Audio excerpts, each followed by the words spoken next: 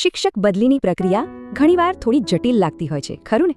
પણ જરાય ચિંતા ના કરશો, આપણે આખી પ્રક્રિયાને સ્ટેપ બાય સ્ટેપ સમજીશું, એકદમ સરળ ભાષામાં. તો ચાલો સૌથી પહેલા આ સત્તાવાર પરિપત્ર પર એક નજર કરીએ. આ પરિપત્ર ખાસ કરીને પ્રાથમિક શાળાના શિક્ષકો માટે જે જિલ્લાની અંદર બદલી ઈચ્છે છે એમની ઓનલાઈન અરજી પ્રક્રિયા વિશે છે. ચાલો એને ઊંડાણપૂર્વક સમજીએ. આજે આપણે શું શું જોવાના છીએ? સૌથી પહેલા બદલીની જાહેરાત વિશે વાત કરીશું, પછી સૌથી અગત્યની વસ્તુ તારીખો, એ પછી ઓનલાઈન અરજી કેવી રીતે કરવી, શિક્ષકો માટે કઈ કઈ ખાસ સૂચનાઓ છે, અને છેલ્લે ફોર્મ જમા કરાવતા પહેલા શું ધ્યાન રાખવું, બધું જ કવર કરીશું. તો ચાલો શરૂઆત કરીએ પહેલા મુદ્દાથી. આ જાહેરાતનો મૂળ હેતુ શું છે, એ શા માટે બહાર પાડવામાં આવી છે, ચાલો એ સમજીએ. તો આ છે જિલ્લા આંતરિક બદલી કેમ્પ 2025.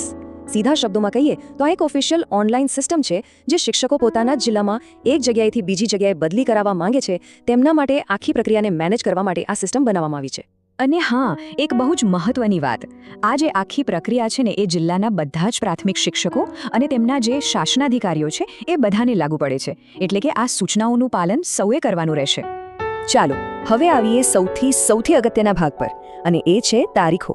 આ તારીખો ચૂકાય નહીં એનું ખાસ ધ્યાન રાખવું પડશે, કારણ કે આ તક ફરી નહીં મળે. તો ખાસ નોંધી લેજો, ઓનલાઈન પોર્ટલ 17 ડિસેમ્બરે શરૂ થશે અને 28 ડિસેમ્બરે બંધ થઈ જશે, એટલે કે અરજી કરવા માટે આ સમયગાળો નક્કી કરવામાં આવ્યો છે. આ તારીખો પછી અધિકારીઓ દ્વારા ચકાસણીનું કામ શરૂ થશે, એટલે કે આખી ઓનલાઈન અરજીની પ્રક્રિયા પૂરી કરવા માટે કુલ 12 દિવસનો સમય મળશે. બહુ લાંબો સમય નથી, એટલે બધું સમયસર કરવું પડશે. ઓકે, તો તારીખો હવે સ્પષ્ટ છે, પણ સવાલ એ છે કે અરજી કરવી કઈ રીતે? ચાલો હવે ઓનલાઈન અરજી કરવાની જે આખી પ્રોસેસ છે એને સ્ટેપ બાય સ્ટેપ સમજીએ. આખી પ્રક્રિયા ખરેખર ખૂબ જ સિમ્પલ છે. મુખ્યત્વે 3 જ સ્ટેપ્સ છે.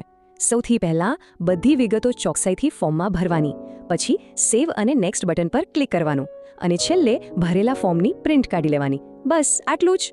પરિપત્રમાં પણ આ વાત સ્પષ્ટ લખી છે કે ફોર્મ ભરાઈ જાય એટલે સેવ અને નેક્સ્ટ પર ક્લિક કરવું, અને પછી પ્રિન્ટ એપ્લિકેશન પર ક્લિક કરીને એક કોપી પોતાની પાસે રાખવી.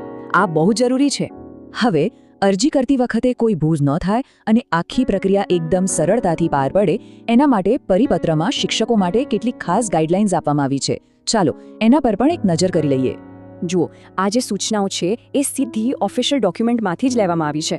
તો હવે આપણે આ દરેક મુદ્દાને બરાબર સમજીએ. તો ઓનલાઈન ફોર્મ ભરી દીધું એટલે કામ પૂરું નથી થતું, કેટલીક જવાબદારીઓ પણ છે. સૌથી પહેલાં તો એ પાક્કું કરી લેવાનું કે ફોર્મમાં ભરેલી દરેક માહિતી 100% સાચી છે. પછી એ ફોર્મની પ્રિન્ટ કાઢવાની, એની સાથે એક સહી કરેલું જાહેરનામું જોડવાનું જેમાં લખ્યું હોય કે બધી વિગતો ચકાસી લીધી છે, અને આ પ્રિન્ટેડ ફોર્મ અને જાહેરનામું તમારા ઉપરી અધિકારીને જમા કરાવવાનું છે. અને હા, એક વાત ખાસ યાદ રાખજો, એકવાર ફાઇનલ સબમિટ કરી દીધું પછી પોર્ટલમાં કોઈ જ ફેરફાર નહીં થઈ શકે. ચાલો હવે આપણે છેલ્લા તબક્કામાં છીએ, આખરી ચકાસણી અને સબમિશન. અને અહીંયા સૌથી મોટો સવાલ એ આવે કે જો ફોર્મ ભરવામાં કોઈ ભૂલ થઈ ગઈ હોય તો શું કરવું? ચાલો એનો જવાબ પણ જાણીએ. આ એવો સવાલ છે જે લગભગ દરેકના મનમાં આવે કે અરજીમાં ભૂલ રહી જાય તો શું? પણ સારી વાત એ છે કે પરિપત્રમાં આ માટે પણ એકદમ સ્પષ્ટ સૂચના આપવામાં આવી છે. તો જુઓ, અહીં 2 પરિસ્થિતિ છે. જો ફાઇનલ સબમિશન નથી કર્યું તો ચિંતાની વાત નથી, પોર્ટલમાં જઈને સીધી માહિતી સુધારી શકાય છે. પણ જો ફાઇનલ સબમિટ કરી દીધું હોય તો પછી તરત જ તમારા TPEO કે શાસનાધિકારીનો સંપર્ક કરવો પડશે. એ લોકો જ તમારી અરજીને રીસેટ કરી શકશે અને પછી જ ફરીથી અરજી ભરી શકાશે. આમ આખી ચકાસણીની પ્રક્રિયામાં જવાબદારી વહેંચાયેલી છે. સૌથી પહેલી અને મુખ્ય જવાબદારી શિક્ષકની છે કે બધી માહિતી સાચી ભરે.